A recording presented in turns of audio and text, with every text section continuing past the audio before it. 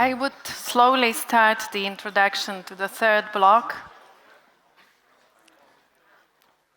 Hopefully it's not impolite because it's not an introduction to any of the speakers. It's my general introduction or the wrap-up of the conference.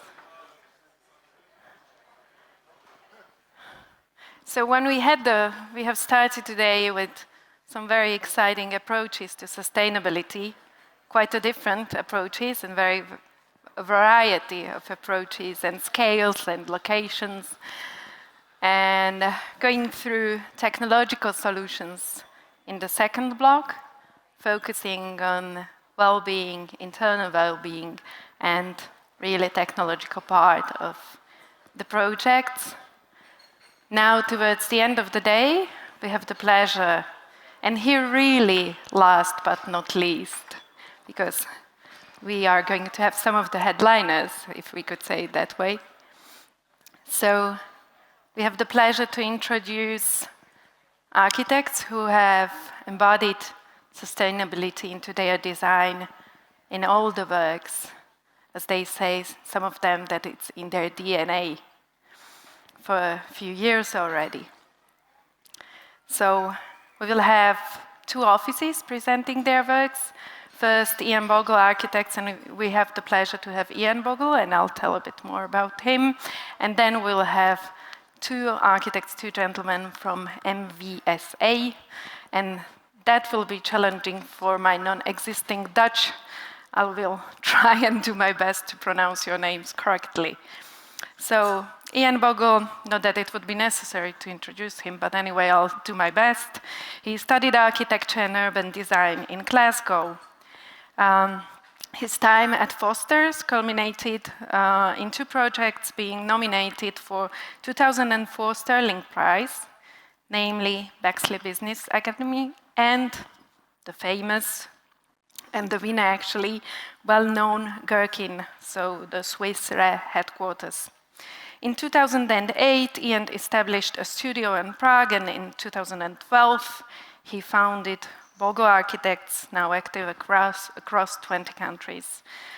Ian will present us works that work with the concept of sustainability at very different levels, very different locations and very different scales, starting with the most powerful lasers, so the house that houses the most powerful lasers in the world, then going through the largest kindergarten in Singapore to the most significant regeneration of mixed-use project in Porto. Welcome, Ian. Floor is yours. Thank you. Can everyone hear me? Oh, can't spell that. Shit. All right, thanks very much. It's nice to be back in Bratislava after 2 and a bit years. We all know why, but it's nice to see it was sunny. It's always been sunny since I've been here. Let me just check that this is working. So what I was going to talk about today was some passive design solutions. But before I do that, because it's near the end of the day, I want to give us all a wee bit of audience participation. This is our office in Prague. I'm in the London studio. But the interesting thing about this photograph is that there are exactly 20 males and exactly 20 females. We have 4 directors in the practice, 2 are female. Yeah? So we're a very equitable practice, and I think that's very important. What country was that? Any others? Everybody thinks it's Australia, yeah? Show of hands. Who thinks it's Australia? Everybody's nervous. Yeah. Well, it is in fact Africa. Yeah? And there's a very similar shape to those buildings, these countries. And the reason I wanted to show this is that if we keep looking at things the same way, we're never going to change the way we do things. So we have to look at things differently. And we as architects, as a practice, always approach our projects with this kind of mindset. Not just do the same we did before because the agent said that's what we need to do, but actually challenge everything. And I haven't been here all day, but I've heard some of the things. It's about collaboration. Collaboration is so important. That's the only way you get things done. But why do we need to design passive buildings? Well, population growth has gone through the roof. And when I was born, a number of years ago, there were 3 billion people on the planet. There are now nearly 7 billion people on the planet. If it keeps going, by the time I get to 80, there will be 9 billion people on the planet. Why is that important? Because more and more of us are living in towns. I always like to get a picture of Barcelona in every presentation. These are the migration figures. I won't read them out because they're self-explanatory, but the point being, everybody is moving towards living in urban environments, which is a good thing in some respects. In 1990, there were 10 megacities, that's cities with 10 million or more inhabitants. Projected up to 2030, there will be 40 megacities in the world. Okay? Funnily enough, there's not that many in America, but this is where these cities are coming. There are more and more large urban places being developed and continually expanding. All those people use energy. We're all guilty. We all do it, don't we? This is how carbon dioxide is distributed in the world these days. But this was the point I wanted to get to. We all use these things, yeah? Every single day. It's the first thing you look at in the morning, normally, yeah? And you're on it every single day. And what are we doing on these phones? Yes, some of it's critical information that we're giving to each other, but some of it is actually, this is what I had for my breakfast. This is what I'm having for dinner. And it's basically people giving out their hot air, and that hot air is being generated and saved in buildings like this, data centers. And we're all guilty, and these things are guzzling energy to keep us all going. So we need to think about how we do things differently. As I said at the beginning, we need to challenge the way we do things. And maybe more important post-pandemic as well is that we really need to get a better balance in our lives. And that's really important. It's not just about energy, it's about well-being. And the better we feel, the previous project in America, that was very interesting about how people feel better in better buildings. That's very important. So my speech was about passive design, but I've also done active design. And in London, as mentioned, I spent 5 years of my life on the Gherkin, and I also spent 5 years of my life on the building there with the wind turbines on the roof. Now, 25 years ago we did the Gherkin, and the brief for that project was one line, environmentally progressive. It was 25 years ago. That's why that's a naturally ventilated 40-story office building. The other one was designed in 2005, so 17 years ago, because that was legislation that drove that design. That design had to provide 10% renewable energy on site. That was the rules. If you wanted to design anything over 30 meters in London in 2005, you had to provide 10% renewable energy on site. So what we did was we put the turbines on the roof, and these turbines actually deliver only 8% of the actual building consumption. Okay, so we nearly got there, but there was only 8%. My issue with this is that it was legislation, but it's never monitored. Nobody actually checks up on it. Yeah, so it's not law, it's just you have to prove that it could be done. The developer wasn't too worried because we got 10 extra stories of residential by putting the turbines on the roof. So it was a worthwhile exercise commercially as well. So I'm going to show 3 projects, all slightly different. But this one is in China, in Beijing.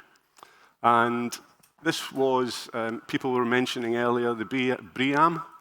Well, this was a joint venture between a company called Vanke, who are the largest residential developer in the world, and the BRE, the Building Research Establishment in the United Kingdom. That's where the BRIAM comes from, Energy Assessment Methodology. We got this job because the Chinese delegation had come to London, had seen the turbines on the roof. said, who did that? Pointed at me, and then we got the job. That's how it works sometimes. So this is in Beijing, and let's see if the laser works. No, it doesn't. But at the top of the site, this was the Beijing Green Building Demonstration Park Visitor Centre. So this is a similar scheme to what is at the BRE in Watford, just outside London, just happens to be 20 times bigger. Now, one of the great things about working internationally, for those who do, China loves its narrative. Every project in China has to have a narrative. And our narrative for this was the dragon basically protecting the head of the park. I know it sounds funny, but they love a narrative. Okay? We also took reference from some very obvious things in the world. And this was one of our very first sketches of this building. This is basically an exhibition building. Okay? Very early days sketches. And what we were trying to do was come up with something that was visually striking, but cost-effective in how we were actually going to build it. So we built these models, and these are parametric. Another one of these things, we're talking about clients. This building kept getting bigger and bigger and bigger and bigger, and we only had a finite budget. And we kept telling the client, you know it's got bigger by 500 square meters. You know it's got bigger by 1,000 square meters. Don't worry. Don't worry. We've got the money. So what happened? We got to the board level. They said, why is this building 1,000 square meters bigger? It needs to go back down to its original size. Luckily, 10 years ago, we were doing parametric modeling, so we just hit a few buttons, and the thing shrunk in size again. So that's how we did that one. But the main part of this building was to be China's first BREEAM outstanding building. So that's the top level you can get in terms of BREEAM. And we were working with the brains at Arup to actually make sure that we did this. And I won't go into the full detail of it, but basically, as you can see here on the screen, if you do business as usual, we're looking at using that amount of energy. If we do all the intelligent things in envelopes, orientation, passive, looking at different times of the year, can we naturally ventilate, can we do this? You just got to throw the book at it to actually get to these levels. So we did. The other thing we did with it was we actually made it totally interactive so that people could walk all over it. Another thing about buildings is that sometimes they're very defensive and people don't feel that they can be allowed into them. This is a very open building because it's an education building. Yeah? It's to educate people about how to do things properly. So it's a very engaging building. It's very open for people to come in. Again, 3 main headlines on this: efficiency, doing things efficiently, both with materials, both with systems, etc., etc. Also, looking at heating and cooling, and throughout the year, the Beijing climate, we could naturally ventilate for 50% of the year. And in the winter months, when the sun's at a low angle, we can use this buffer zone at the front here to actually partially cool or heat, the building as well. And the other thing about this building, it doesn't have any lights. The only lights that it has is task lighting for the exhibition parts and emergency lighting to allow people to escape. So again, it's looking at every single thing you can do. Now, the benefit for this building was that it was bespoke. So it was for an end user who wanted to do everything. That can't happen on every single building, but the point is, it's about challenging everything on every single project you can. And then a little bit of fun that we had on the facade. I don't know if you can see it, but here, this is the north facade. In this part of the facade here, we put recycled plastic water bottles. Why did we do that? Again, this building is an education building, and it was to show to people that you can actually reuse materials intelligently in an interesting way that people will actually think, we were talking about waste earlier. Well, we're not wasting them, we're using them in the building. So that is China. The next project is in Singapore. And this is, it was mentioned earlier, this is the largest kindergarten in the world. Who's got children? Yeah. 2,126 children aged 18 months to 5.5 in one building.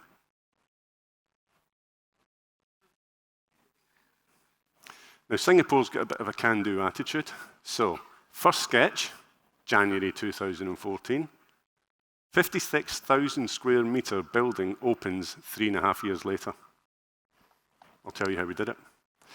This is what architecture means to me. It's about shelter, and it's about making the world a greener place. Wherever we can, we introduce green into our building, both live timber, dead timber, living greenery, as much as we possibly can, because it was touched on earlier, it makes people feel better. So, the challenge that we had on this project was, how do we make the largest kindergarten in the world feel small? Yeah, 56,000 square meters. How do we make it feel small? How do we not terrify children, and parents for that matter, to come into this building? So we broke it down to the component parts that we needed for this building. We needed a classroom, and every single classroom needed external play space.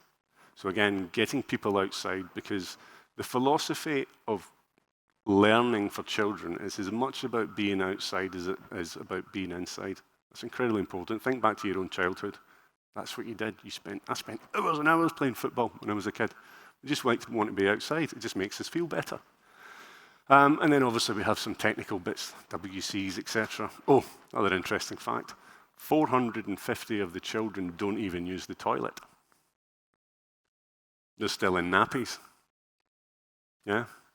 And maybe 300 of them can't even walk. So this building was a logistic challenge, shall we say.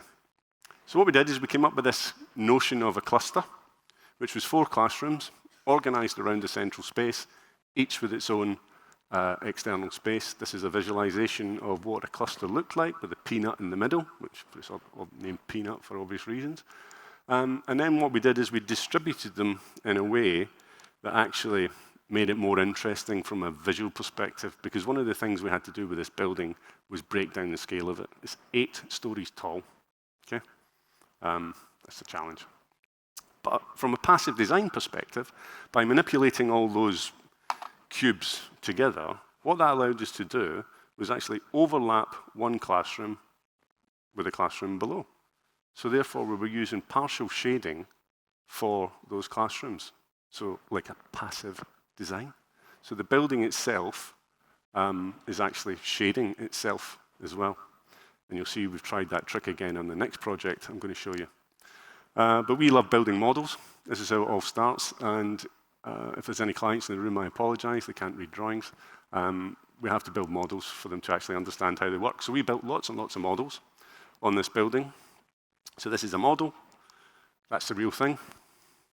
But to give you a feel for the scale, it's a very tight, constrained site. And just to make it even more difficult for us, our client said, well, actually, we want 2 schools. We want an Australian school and we want an American school as well. And they can't share. So that made it even more complicated. But 3.5 years we did it. So there was less Australians because the neighbouring school is actually the Australian International School. And then there's more Americans. It's just a general fact. Yeah. Next one. Fire escape. How do you make fire escape work on buildings that have got children in them who can't walk? Yep, thanks for that one, guys. So we had to come up with solutions about how we could share fire escapes and how we could get out the building. The only place that we did share is the actual gymnasium and the swimming pool, which is quite an interesting one. Because that swimming pool, if this is the length of a swimming pool, you've got a shallow end and a deep end. Not on this one. You have a shallow end and a deep end over that across the breadth of it. Like, why is that? The reason for that is that you can train more children along the length of the pool. So it made perfect sense. Also, we need outside play space, so we've got lots of greenery. Again, we didn't design the ship. Okay. It's a real shame, or whatever that thing is in the bottom corner, but there you go. But again, green walls, and the way that the sun is always above your head in Singapore, the east and the west facades become important for morning and afternoon shading, because the children stay there for longer than 1 o'clock in the afternoon, believe it or not. So this is a photograph of what that building looks like. You can see all the projecting balconies. They are all external green space. The green walls on this is the eastern facade. And it also rains a lot in Singapore. It's sunny every day, but it pretty much rains every day as well. So we had to protect the children. And this is where we put these ETFE roofs, so the whole space outside is covered, because Australians are paranoid about skin cancer in the children, so we had to make sure that the sun didn't hit any part of the outside space as well. And then just some other interesting facts. The youngest children are at the top, which is totally counterintuitive to what you would do with young children. But why did we do that? I mentioned that this was a logistics nightmare, this project. The reason for that is that you just move the children once. So the ones that can't walk, you take them up to the top, you leave them there, they crawl about, they can't get out because it's all heavily protected. And then at the end of the day, you move them back down again. Whereas the older children, those 4 and 5, can walk, can go upstairs, so they actually walk up to their classrooms on the lowest level. So counterintuitive, but actually makes perfect sense when you think about it. This is a drawing of the building, and this is the section that scares me to death. That's a kindergarten. There. This is the existing building next door. It's only 3 stories. This thing's 8 stories tall. Good fun, though. So this is the upper level plan. And then a typical floor plan, you can see how all those classrooms actually work together. So in many respects, it's a bit like residential design. You're taking a component part and you're just manipulating it across the height of the building. This is the cross-section that shows the greenery and how the floors actually work. And then the other interesting fact about this project was, I don't know if anybody's been to Singapore, but every building you go into, it's fan coil units, and they're blowing air down, so when it hits the working plane, the occupied plane is 21 degrees. So they've got to blow it in at 14 degrees. And again, it was mentioned earlier in the building in America about people feel cold. And that's exactly what happens when you go to a building in Singapore. You come out of the taxi, you've got your shirt on, you go inside and you put a jacket on because it's cold. Yeah. So what we did here is we used a system called air displacement, which is actually bringing the air in from below into the classrooms. And there's a number of reasons for that. We all know that hot air rises, so you can put it in at a higher temperature. So you put it in at 18, 19 degrees rather than 14 degrees from the top. What's good about that? That saves 5 degrees of energy. It's 31 degrees outside. We're trying to put it in at 14. That's a huge amount of energy you need to use to get that to happen. But if you put it in at 18 or 19, you've just saved 5 degrees of energy. All year round, that adds up to a lot of money. But the real reason we used it is it's healthier, because it's just continual fresh air. And that's what the client bought this on, because he said, does that mean we can have the healthiest school in Singapore? Yes. Okay, let's do it. Just some more pictures of it. As you see, we use green walls wherever we can. And then that's a drone shot of the entire thing. And it's in all its glory. So 3.5 years, sketch to build and occupied. And I mentioned, how do we make it feel small?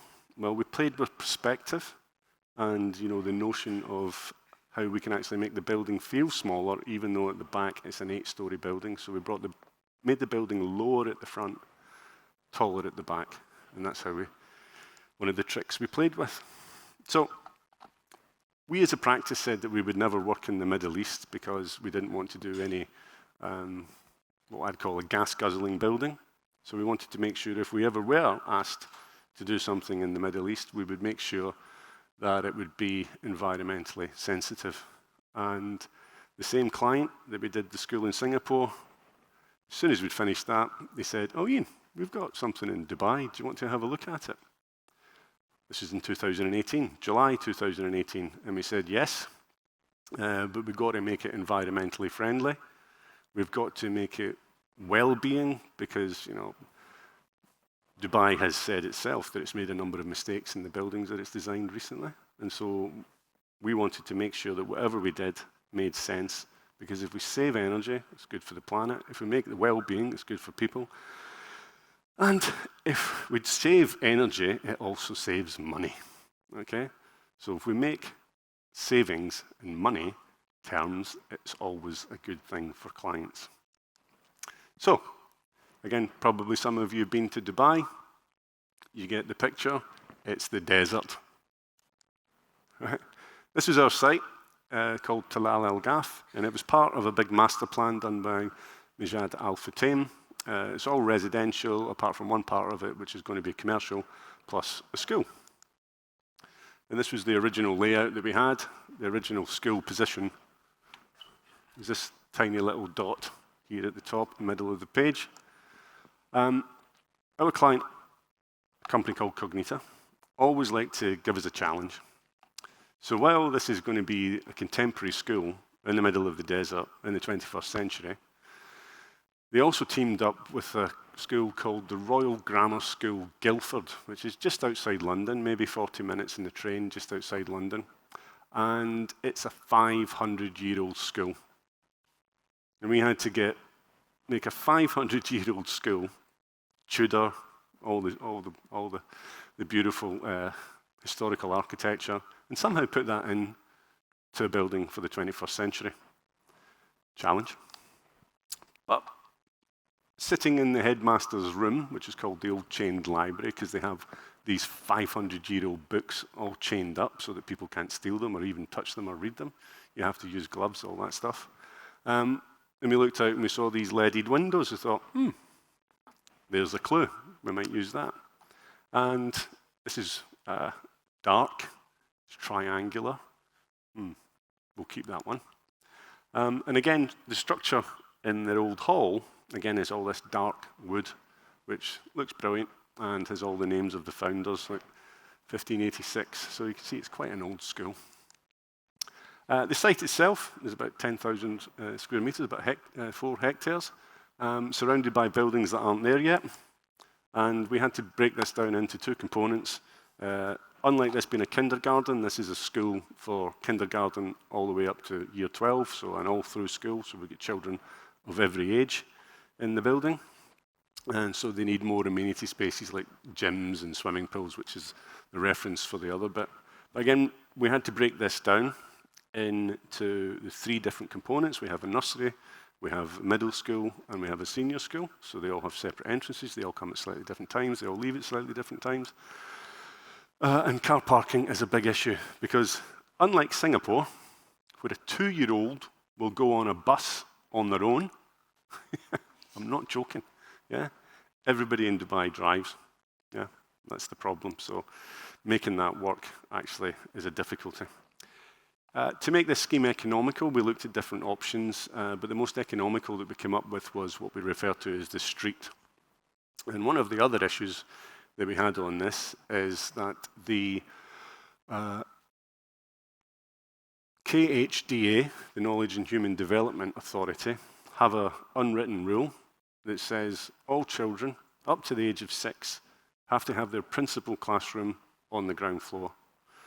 The reason for that, I believe, is because there was a fire a few years ago and a number of children were killed on the 2nd floor. I only found that out recently, but at the time we were designing, that was an unwritten rule. So we had to comply with that. And the way that these schools are profiled, there's more children in the early years than there is in the upper school. So we have more children at the lower level. So this one, unlike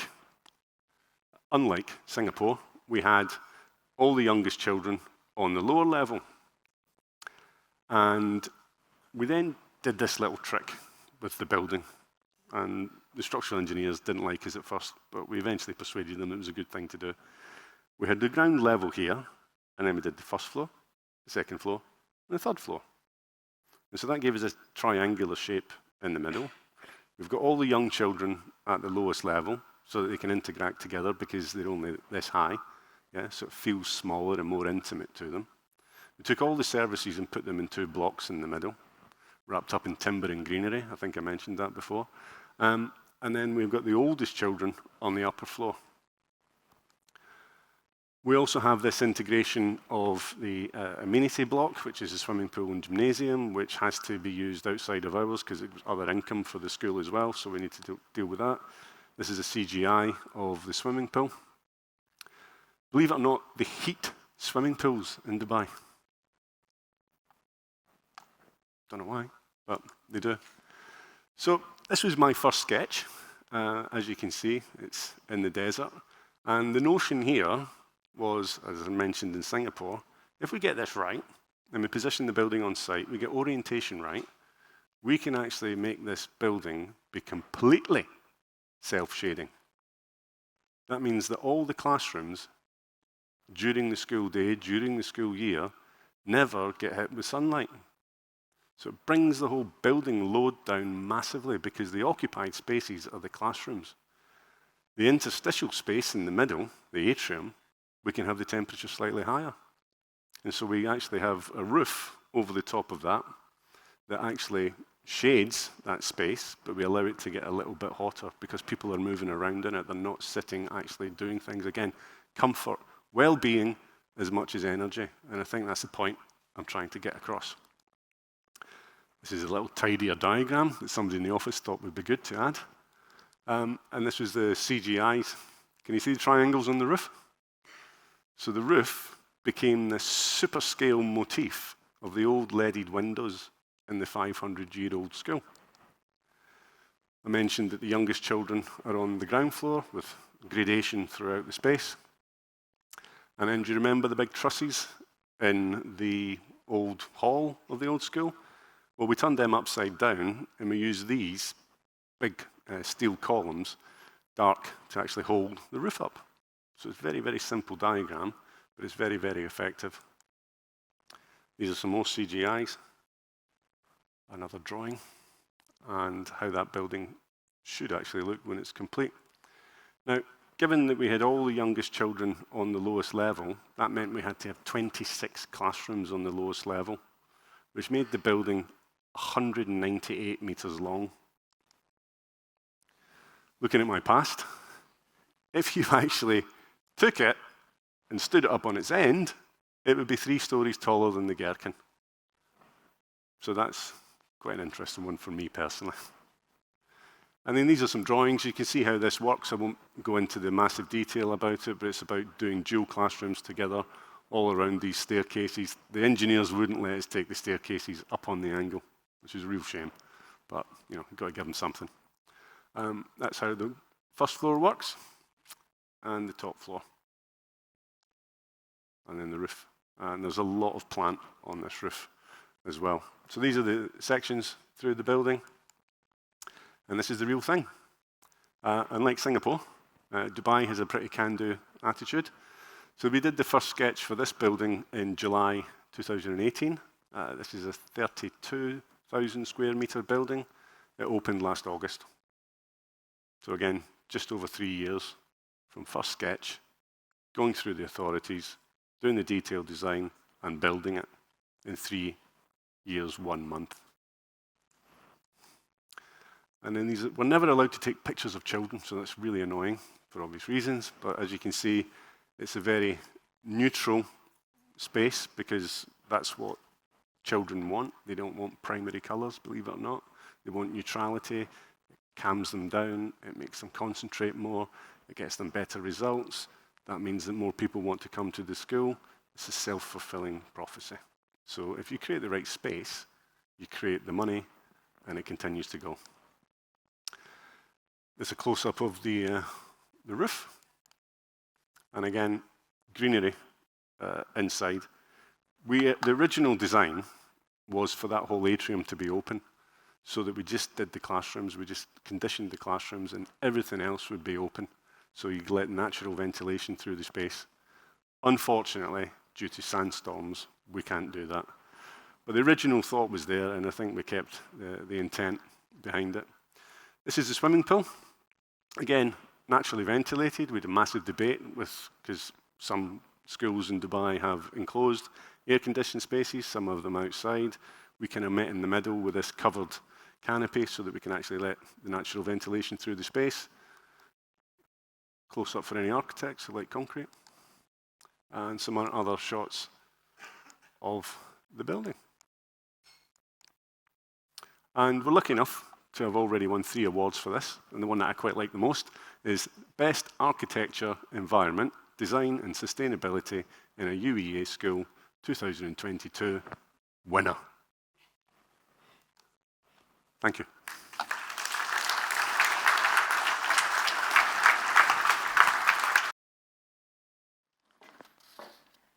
Thank you very much, Ian, for the very interesting presentation, the inspirative one, very active and lively. And we must say that's really, this is what we were focusing on, to say that there are like passive design, passive architecture, sustainable design from the concept until the very end. And okay, the last but not least part. They have been here for the whole day, so please focus on their presentation. They deserve it at least for this. No, but really, when we have asked MVSA to attend. One of the interesting points was that they call their presentation "Creating Value." And I find it really interesting from the point of view, because that's something probably all of us agree needs to be included in any design. So, starting with ING House that's the start of their presentation. They will jump between different transformation projects and ending with the currently under construction project I assume all of you have heard about, Wonderwoods. And now the challenge for my Dutch. Huub, David, Gilan, Beune. Yeah. Okay. Floor is yours.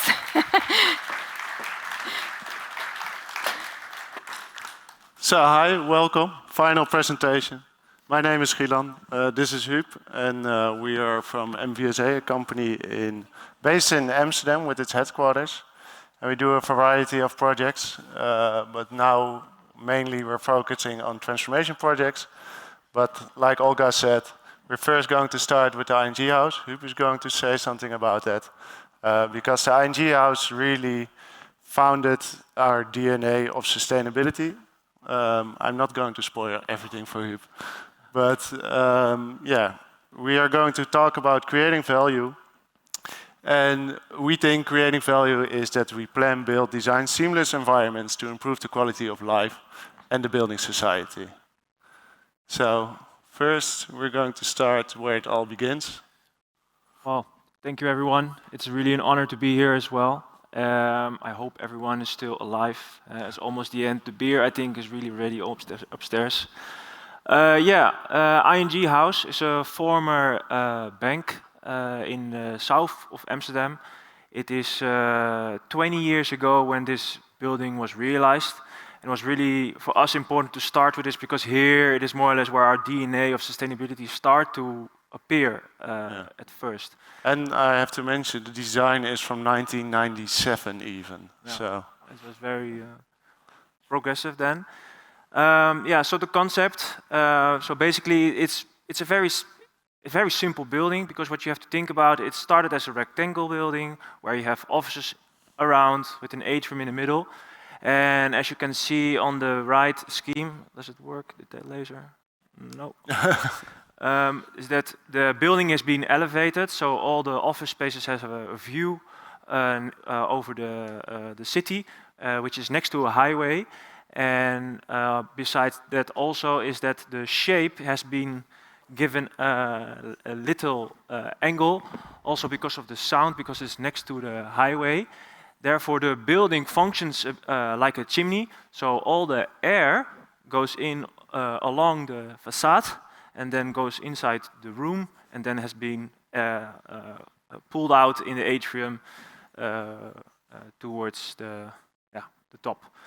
One of the first passive buildings of MVSA, and here we see more 3 images how it looks from 3 key elements. So here on the left you have the double facade, which is very intelligent and therefore have constantly climate control. And on the atrium sides we have green spaces, which are like gathering spaces, social spaces, but also places to meet. And on the right you see basically the structural elements which we use to lift up the whole building. So all the logistics and entrance hall can appear from the bottom. Here we have an overview, and as you can also see that there's an angle from the south side orientated where you have the terraces. And if you can see really well on the right top side, you have a railing, and this railing goes all the way on top of the building to clean the whole facade, because all the glass, yeah, you have to clean it. So if we zoom out again, is that what we see from 20 years to now is that basically we have a constant search for basically one solution per project that solves all the projects. And I think this is a key element for our sustainable approach within these projects. And we summarize them with 3 topics, which is minimal change with a maximal impact, the potential of voids as a second chapter, and the third chapter is unifying with the city.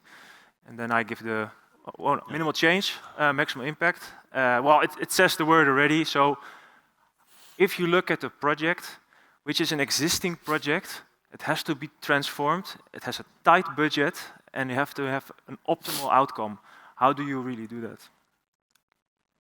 So this is the Amsteldock. It's situated in Amsterdam. It's actually very close to the city center.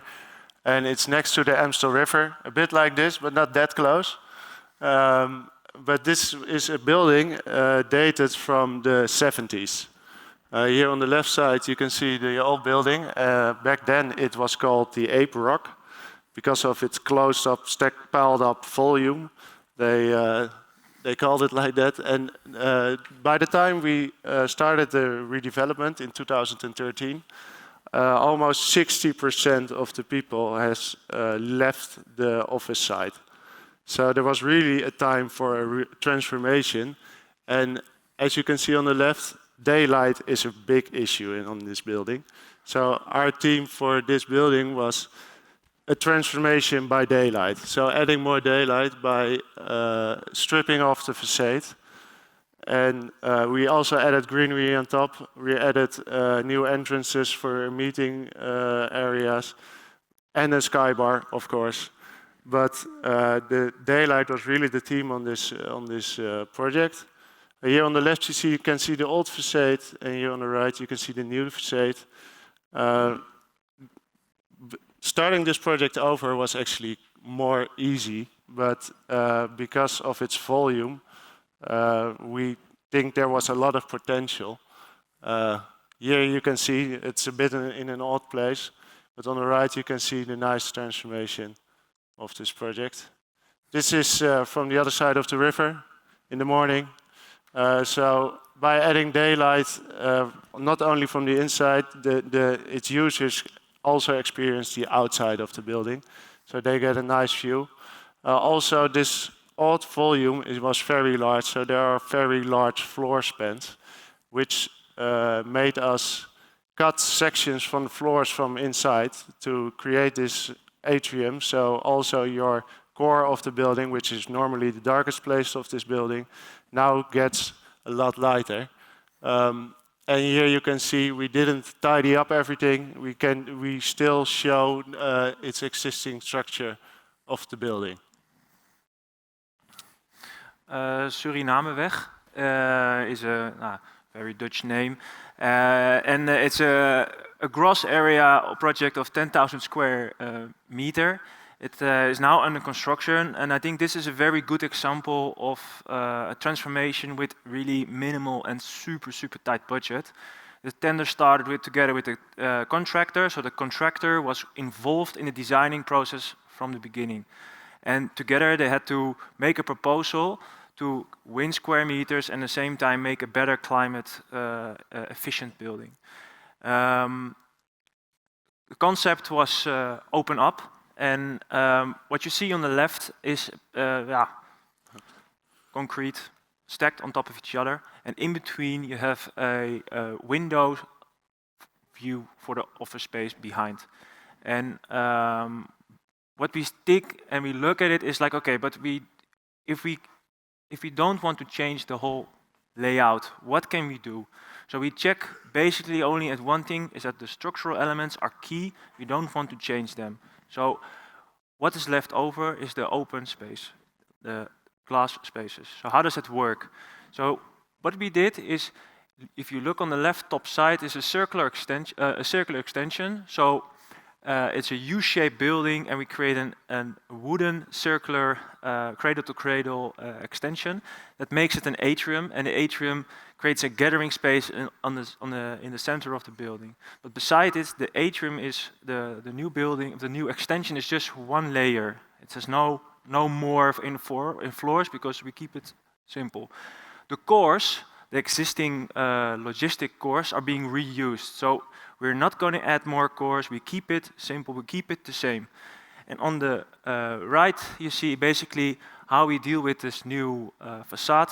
So if I look here, on the left you see here an opening of an existing facade, and what we do is we create an existing element of a new element to create more daylight, more square meters, and therefore also more functional floors. And if I go one further, then you see here how it works from the inside. Super open center with very interactive outside space. And on the interior, it's also visible that it feels a bit more tight because we don't want to make more extreme gestures, but within this tightness, we want to also show this existing structure. So basically, the ceiling is kind of perforated in the existing structure, which you can see on the right. And on the left, you have this wooden extension, which is completely cradle to cradle. And then we go to the potential voids. The voids is for us, very, very interesting because the voids gives us a potential, gives us an element. And if you make a cut, it becomes a spatial, interesting space. But if you make an atrium, it becomes enclosed, so therefore it becomes more cost efficient, more under control of climate. And if you just make an opening, a big opening, it becomes a patio and becomes a public space. As an example here, we have the Ministry of Finance. It's a transformation project. It's 66,000 square meters, and it is a project of 2009. It's quite some time ago. And if you look on the left, you see the existing building. It's a very, very robust building, and the municipality and the people of the city didn't like it. It was it was a pain in the ass. No one really loved it. So what we did is we look at it from because we architects, a lot of architects love this structuralistic, extreme concrete buildings. So we are like, well, we love it, we take it. So what do? If we just look at the quality of the concrete facade and the concrete elements, if we fold a glass box over it, what do we get? So how did it start? So here we have an existing mass, and the existing mass has two types of atrias already. So what we did is we placed a new entrance in the center of the building, and the center of the building gives the ability to make a patio public accessible, because everyone has to go through the patio.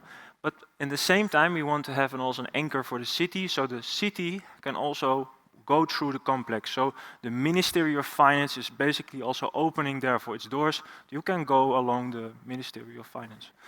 And on the right side, you see that an atrium has been added, and the atrium has been added as a good addition for climate control, but also the strong demand of the Ministry of Finance was they want to have a more grand meeting spaces to give more presentations, like for example this. And the existing building didn't have that opportunity because it was all very small and tight. And here you see the two types of atrium. On the right side you see the patio, and on the left you see the atrium with a central block, where underneath you have the meeting spaces, and on top you have the social areas. But again, the atrium is not special, it's very simple, just a glass roof and nothing more. So how does it work technically? So if we look on the left, you see here the existing concrete facade. So what we strip off the facade, but we don't throw it away. We keep it, we make a more distance. So basically we made the building a bit bigger, so the clean air can come in underneath. Clean air can come in, and then it's being used, like Ian as well used in his previous examples, to heat up the space. And on the right side you see the opening of the public accessibility. And here is a super nice detail. Then I give the So, word to... University of Amsterdam wanted a new library, and they had a few old neglected buildings right in the heart of Amsterdam. So this is really the historical city of Amsterdam, which makes the construction site a pain in the ass. But here on the left, you can see the old buildings. It's surrounded, actually, this patio is surrounded. And we made a design to connect these buildings with a nice central multifunctional space. Also, there's a basement added for bicycles, because it's Amsterdam. It's a city of cycling. There are no car spaces. You enter this building via an alley, going into the basement, parking your bike. So your entrance is really this atrium. But this atrium is surrounded by historical buildings and monuments, actually. So you can't structurally put your atrium on these buildings. So we look back at nature, like a leaf can stand on its own, but a leaf can also collect sunlight. And this sunlight is collecting via solar panels, not the old typical big solar panels, but like stickers on the roof in a graphical way. But also a leaf can collect rainwater. So this roof is also collecting rainwater to flush down toilets and make it more connected, like nature does. Yeah, this roof is designed by Parametric Design. It's actually a steel construction, but due to the parametric design, we can use as little steel as structurally is needed. So it's currently under construction, and on the right you can see a picture of last week. Cool thing is that next week they're going to build this atrium. So a minor extension to Gilan story is that it's a very old building, so it has also isolating issues. So if you want to have a better quality, an atrium on the top of it reduces cost on transforming the interior. So the atrium is completely self-supporting. So if you solve the self-supporting atrium, you can solve the whole climate, the whole isolating, cost-efficient issue. So next week they're going to place this atrium, and it's going to be a very excited time. Next up, we're going to talk about Westfield Mall of the Netherlands. It's delivered last year. It's the largest shopping mall in the Netherlands. And it's actually also a transformation. It was an old existing shopping mall. Here on the left you can see the old shopping mall with in red the demolished buildings to make a new layout, to make a new void. And here on the right you can see it's in a loop, in a sort of 8 loop. So you keep walking in this 8 loop. In the middle we find Naomi Campbell with a scarf.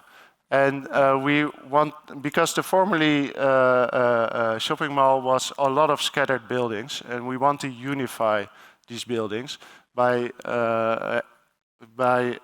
having one gesture, by having a scarf surrounding the buildings, like a scarf can pull an outfit together, as you might say. This scarf is going to be the new facade, and it's pleating up and down to make way for entrances. So this is the main entrance of Westfield Mall of the Netherlands. As you can see, it's bleeding up and down, but this bleeding up and down also happens on the other side. But it also makes room for adding greenery to the building. And this whole facade is made via Parametric Design. Oh. And this program is directly used to driven this CNC mill for its molds, because it's made out of glass fiber reinforced concrete. It's reinforced, so it's only 2 centimeters thick, but it's still concrete. And on the same, what happens on the outside with the lines also happens on the inside, guiding the visitors throughout the mall. And here you can clearly see that because this 8 loop is now consisted, by adding atria, we let a lot of daylight in. Yeah, and as an extension to Gilan's story, is that what's funny is that normally an atrium is a hall, and you have a light rooftop on top of it. But here, it's kind of almost an urban element that becomes an atrium. So the spaces are so wide that the street is like an atrium almost, because on the left side you see like it's a street, but it's still also covered with an atrium. So the atrium is here a very powerful element, again, to protect spaces and also to activate spaces. Then we go to the next chapter, is unifying with the city. Is that what you see is in our office is that what 20 years ago happened as a very user-orientated building, we see a shift and transformation in our clients that want to add more program in cities and densifying the city. And like already has said our previous speakers, is that we see more and more and more demand from cities. More people want to live in cities. Like Ian said, population growth is going crazy. So we have to deal with that. So how is our approach towards the mixed-use densification? And then you have a project, New Babylon it's called. It's a project in Den Haag. It's 143,000 square meters. It's completed already in 2012. And I think it's a very nice example, because if you look on the left is an existing building which is partly office and a shopping mall. So it's also, like Gilan told about Mall of the Netherlands, it's a shopping mall that has to be transformated. But in this way, it has to have a very urban transformation. So how does it work? What is the idea? Is that you have 2 towers as an extension of housing with offices and as a ring shaped on the right, and a shopping mall in the center below. And what we did is if we just look at this extension and we think about how can we create a simple and ingredient to maximize the program. So we look at a very constructional element, which is how we call it the leg. And the leg, by placing a constructional leg, you can create a very flexible opportunity for extension.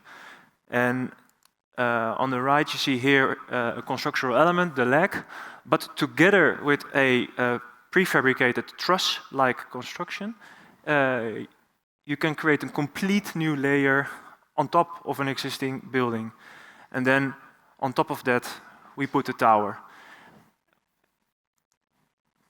with a view over the city and maybe, I don't know, for future development. Then we go to one. So, final project is not a transformation. It's Wonderwoods. It's in Utrecht. Wonderwoods is a collaboration between MVSA and Stefano Guerri. It's currently under construction and is really our way of saying, looking at how is the future going to be. Like the ING house, it was a new era for us, like sustainability within our DNA. But now we're looking at more like the urban densification problem we have. And this is really a new chapter in the designs of MVSA. So like New Babylon, on the left you can see that it has a mixed-use program. It has rentals, it has houses that you can buy, it has offices, it has a cinema, it has a gym, it has a museum. But the one thing it doesn't have, standard, a building, is greenery. This is Utrecht. Here on the circle is where Wonderwoods is going to be located. This whole area is going to be redeveloped. As you can see, it's a very concrete valley. And in the back of this picture, you can see a forest, and this forest is actually surrounding Utrecht and is actually natural heritage. And this forest we want to give back to the city because, yeah, like you can see, this whole area is very concrete-like. And it's a first project for the whole development, so it has to be sustainable. So Wonderwoods is consisting out of 360 trees. It's going to be absorbing carbon dioxide, 5,400 kilos a year, but it's also producing oxygen, 41,000 kilos a year. And this is how it's going to look like. Also on the 7th floor, there's going to be a public park with restaurants and also an information center about Wonderwoods. Because Wonderwoods is not only for its users, it's all for the whole city and for the birds and stuff like that. But yeah, you have to think about the seasons as well. And how are those trees going to grow on this building? The trees are already for 4 years, I guess, in air pots.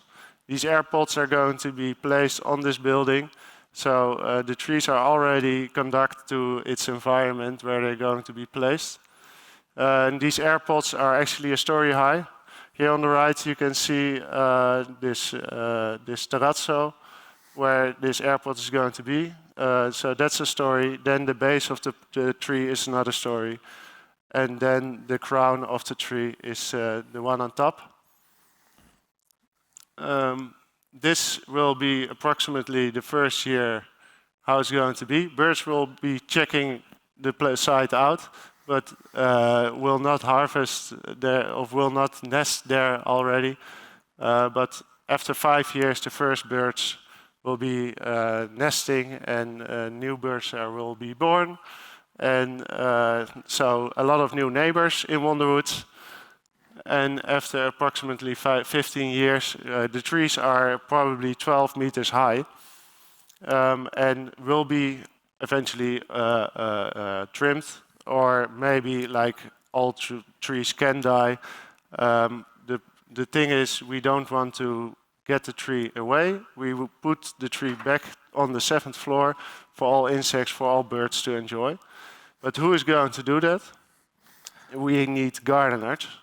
But these gardeners has to be upsiling from the building. So imagine you're having a cup of coffee on your terrace and a gardener literally swings by. On the right, you can see the water irrigation. It's a fully automatic water irrigation. And all the excessive water will be stored underneath the building in a tank and pumped out through the building when needed. But Wonderwoods is more than just a building for its users. Wonderwoods is a future-proof building. And that means that it's for the next generation. So this is a book that is made of Woody. Woody is a bird that lives in Wonderwoods. And Woody is going to explain the next generation what future-proof architecture is really about. And Woody is already picked up and famous by our mayor of Utrecht and is being told to the next generation. Thank you.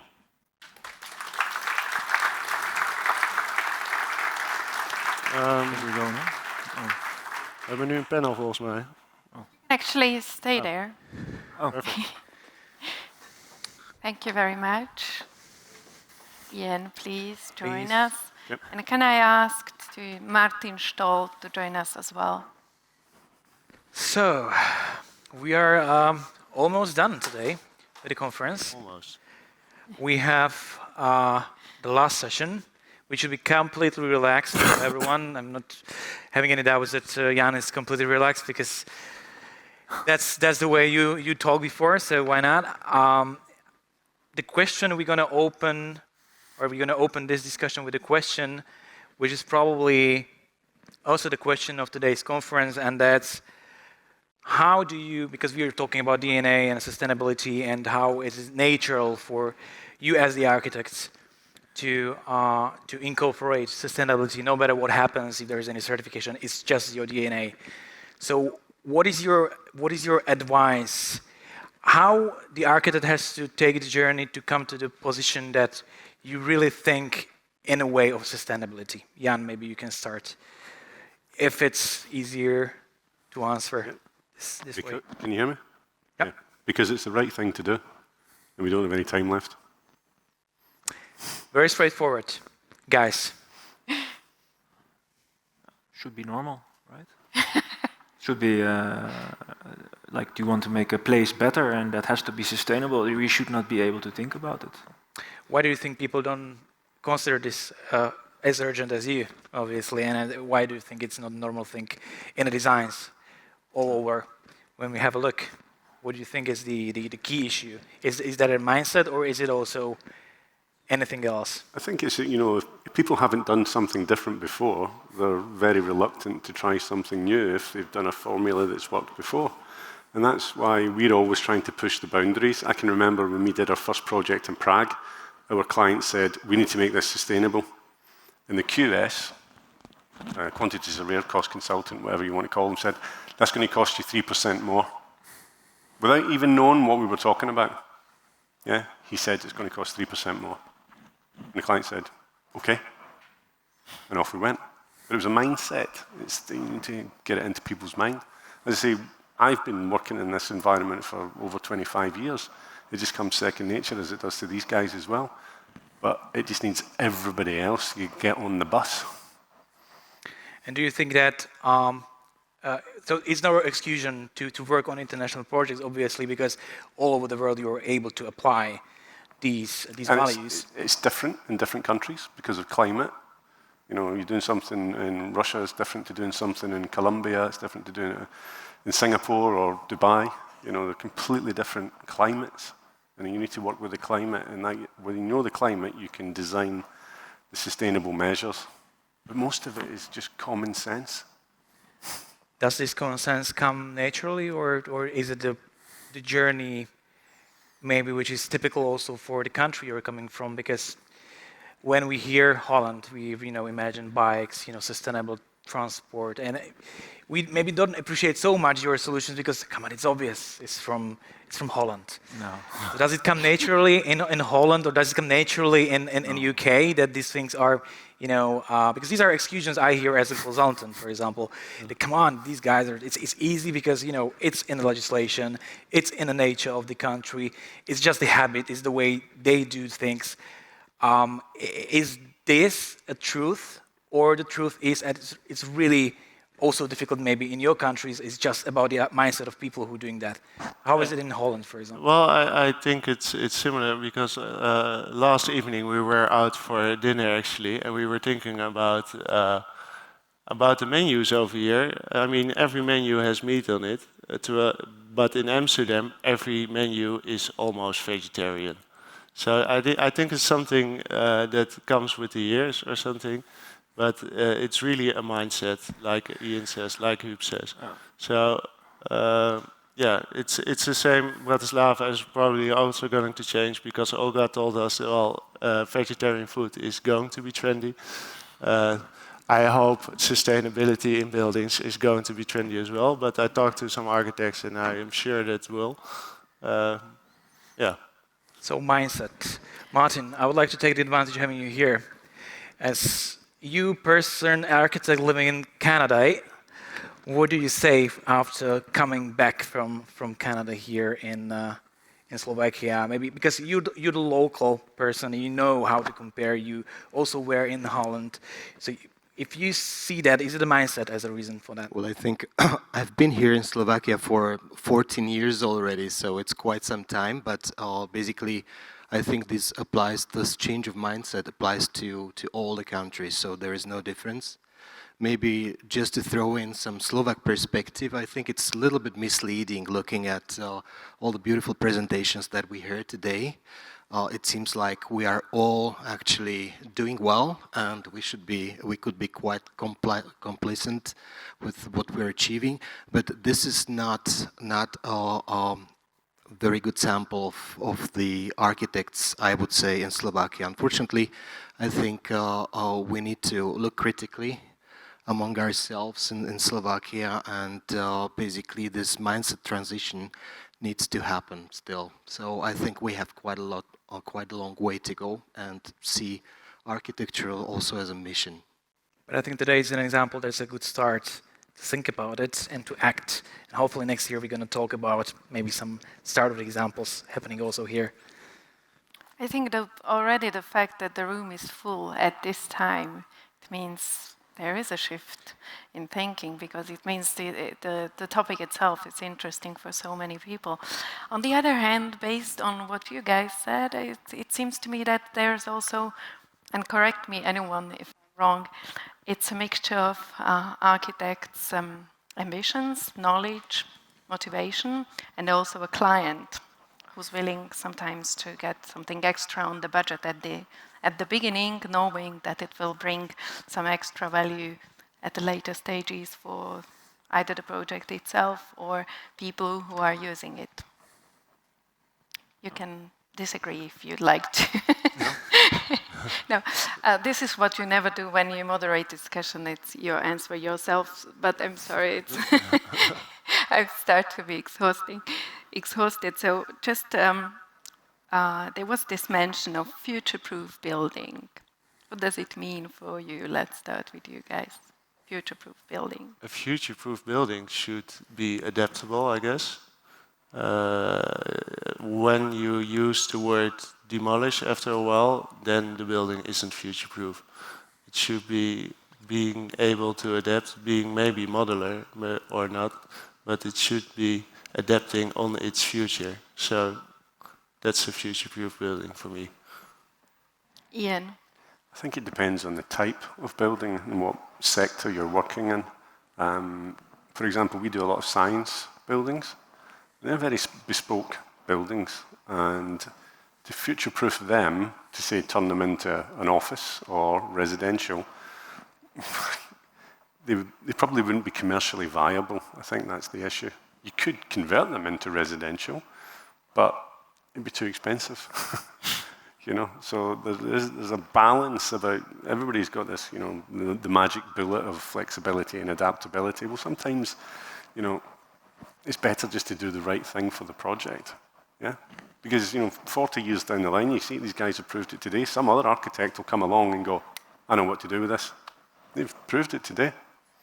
And I'm not sure whether that future-proof thinking was in the original architect's mind at that time.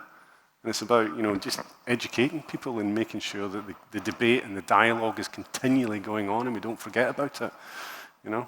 We've had the pandemic. Everybody's come out and going, yeah, it was well-being, yeah, let's not go to the office. Yeah, let's all work from home. Yeah. Do people want to work from home? I don't know. We need to communicate. We need to talk to each other. That's where ideas come from. I've always said nobody has an idea at their desk. Okay. They never do. They have it standing over there, talking, meeting on a staircase, having a drink, in the shower. But you don't, when you're sitting at your desk, you don't have ideas. People obviously don't like to meet, obviously. Yeah? They like to sit at home.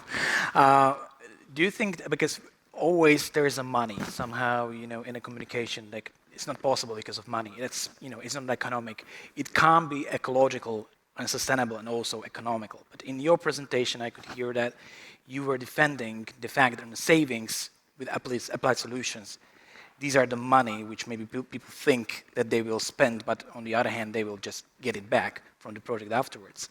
So how difficult do you think it is to really apply maybe these ideas in countries like Slovakia, because you obviously have also activities here, comparing to other countries? Is it more difficult to convince the clients that, hey, you know, we've done it many, many times before, and we believe this is the right way to do it? Is it more challenging here comparing to the other countries or not? No, I don't think so. I think the point that I would make is that one of my clients has this expression, and he refers to it as penny wise, pound foolish. So you save on the pennies, but you forget about the pounds. You know, in the building, we did a PFI project years ago, private finance initiative for a school, And the cost consultant explained to me what PFI actually meant, private finance investment. He said in schools, what it means, it's about toilet paper and plastic forks. It's got nothing to do with buildings because it's the 25-year life cycle of where the money's spent. It might cost 10 million to build the school, but it costs 120 to run it. You know, it's about the long-term thinking. And anything you can do to make that bigger cost more effective when you design the building, you're going to save money in the long term. So penny wise, pound foolish. Thinking about bigger picture. Yeah, Not the big about budget. years, yeah. But that's very difficult to do on a speculative office building. So true. How do you define value in that?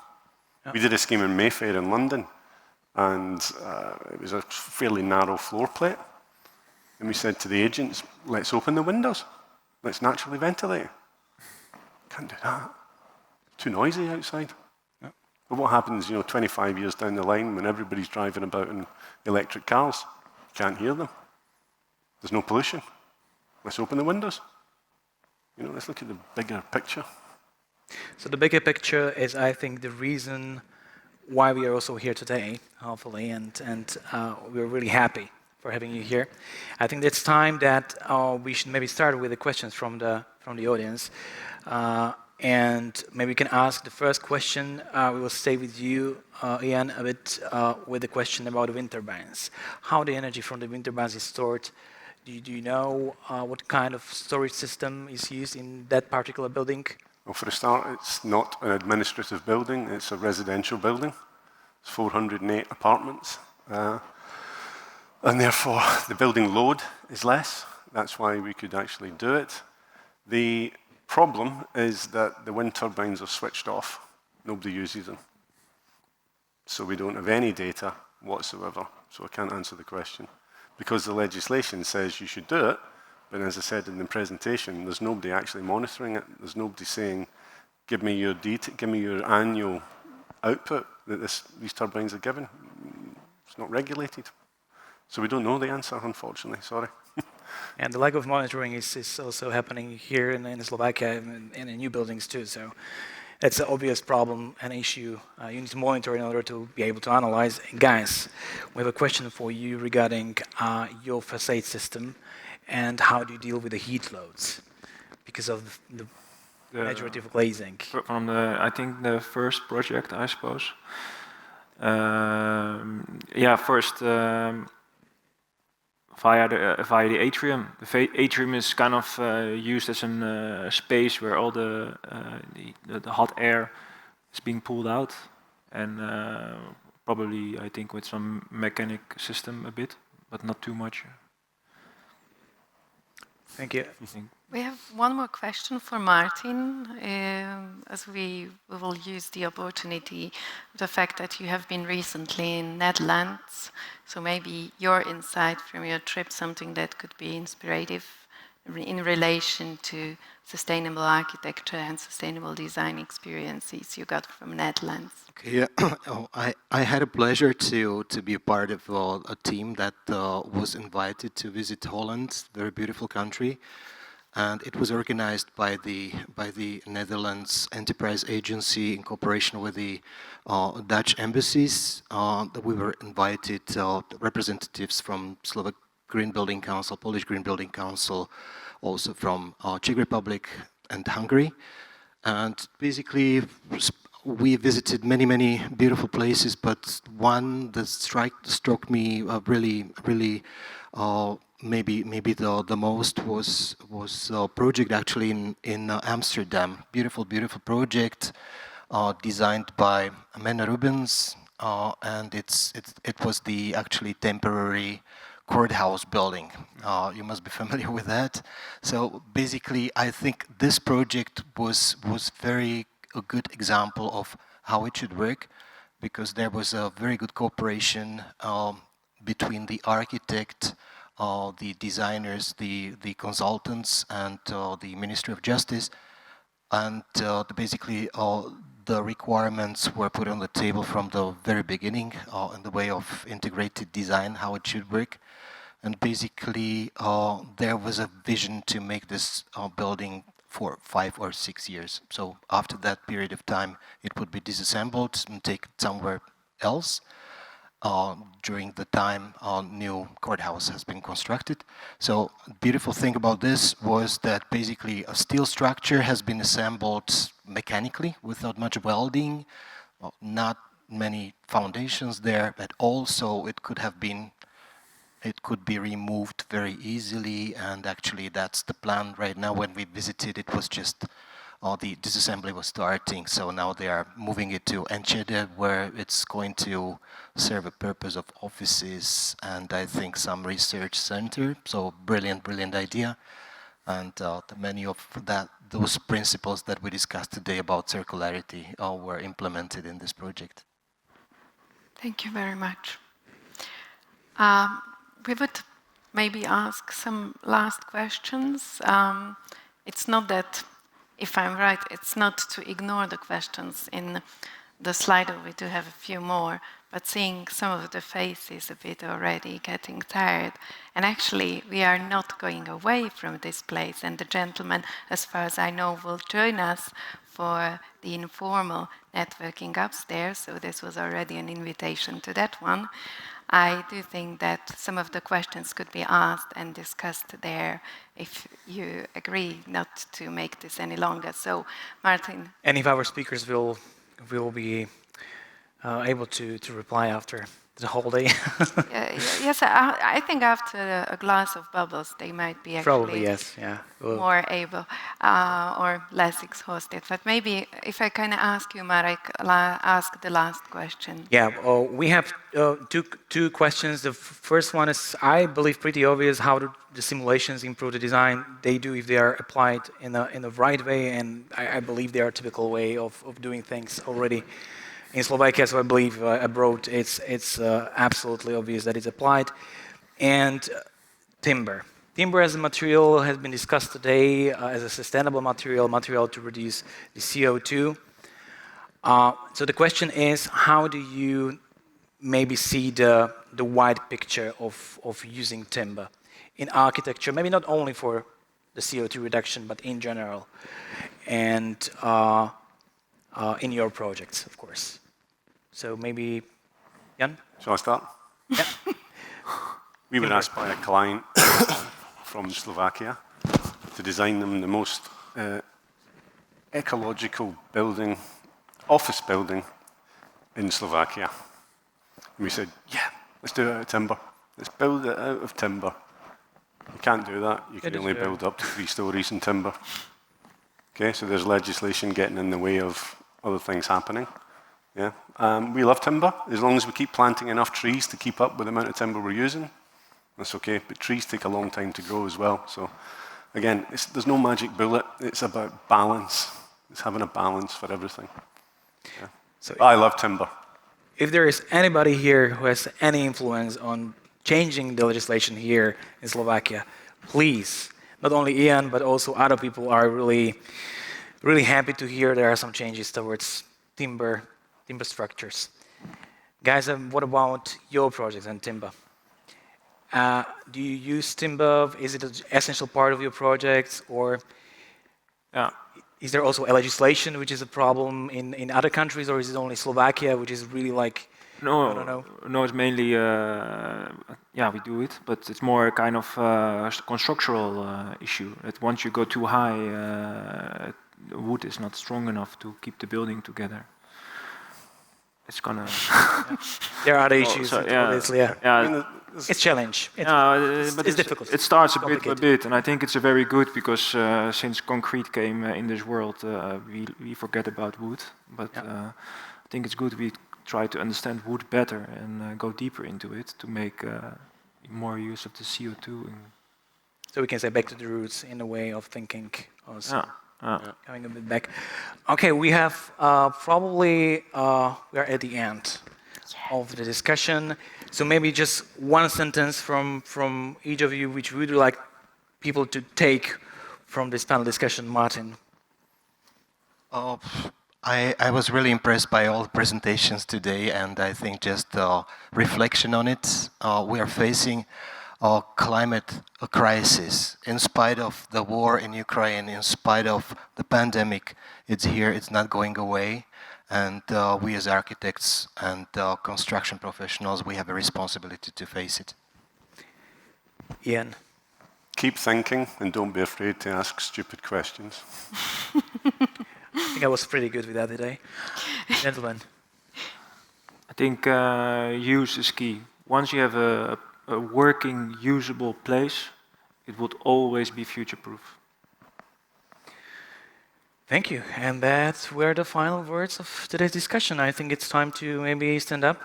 Thanks to everyone and close the conference, Green Building Summit 2022. Thank you for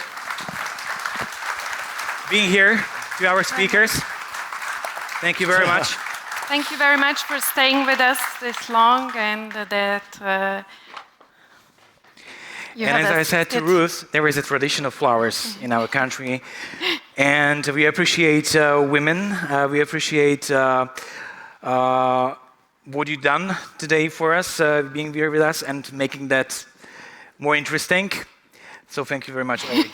Thank you. So this was... Applause for Ollie.